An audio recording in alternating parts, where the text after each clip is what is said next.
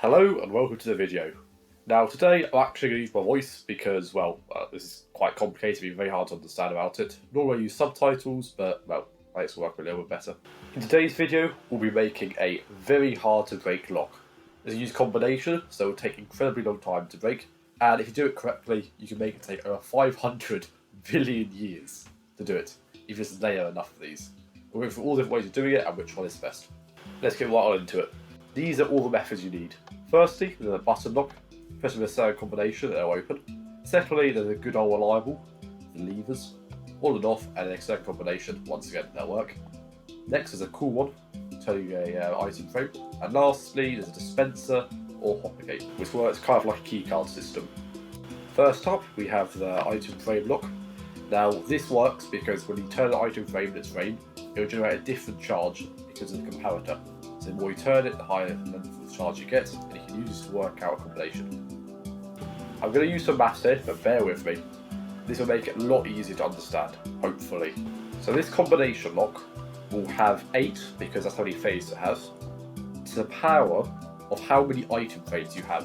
However, you can't put them right next to each other, so it's actually 4 times to the power, how many item frames you have.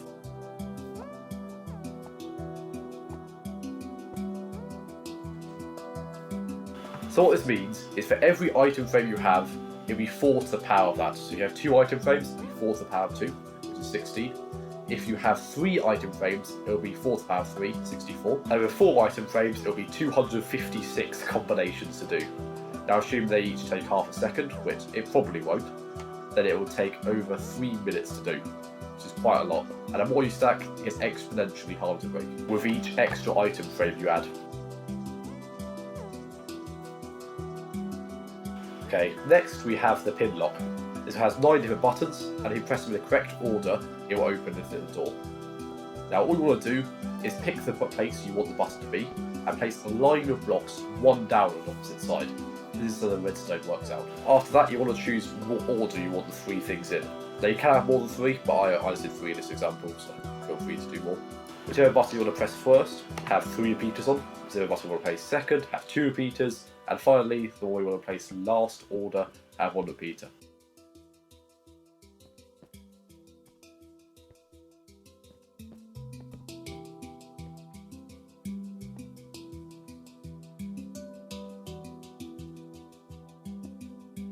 What I'm building here is a pulse extender, and they won't keep the door open very long. You can add 2 of these in a relay, so make sure you have a bit of space between them, and it'll make a pulse last even longer when the door stays open for a longer period of time. I tend to find that a pulse extender will extend the duration the pulse is on for about 2 or 3 seconds. And if the buttons aren't pressed in the right order, the door simply won't open. It will only work if you press the correct buttons in the correct order, meaning this will take a very long time to break it. Each keypad will have a combination of the number of buttons to the power of how long your combination is. If it's 3, which I've personally used here, it'll be 9 to the power of 3, which is 270 roughly. That is quite a lot for a single keypad.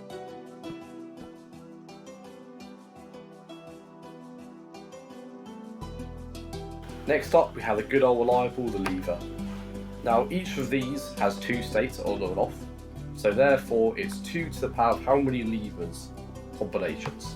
So it doesn't sound a lot, but if there's 1 lever you have 2 combinations, 2 levers you have 4, then 8, 16, 32, 64, 128, 256, 512, and this unit gets high very quickly. Now the best thing about these is very simple to set up. All you got to do is put a redstone torch on the lever in a different position, and you put it on the ceilings or the floor.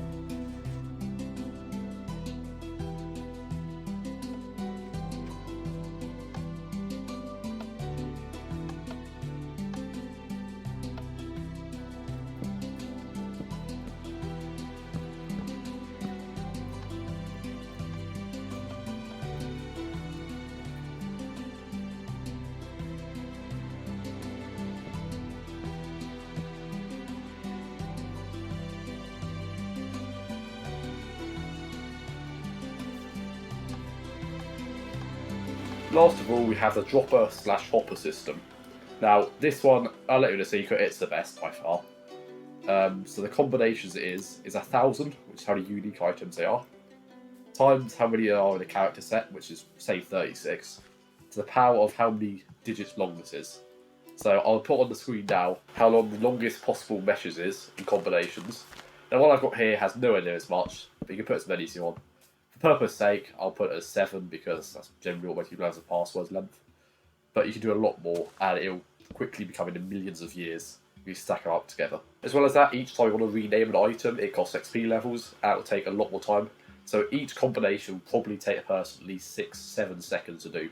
So just times the number of combinations by this, and that'll be how long it would take to break this lock. So the best part about this is a door will only open if you have the correct item with the correct name, basically make it impossible for anyone to get it without just guessing randomly. And if you don't put in the right item, you can probably set up a trap to it, but for me, it just won't open a door.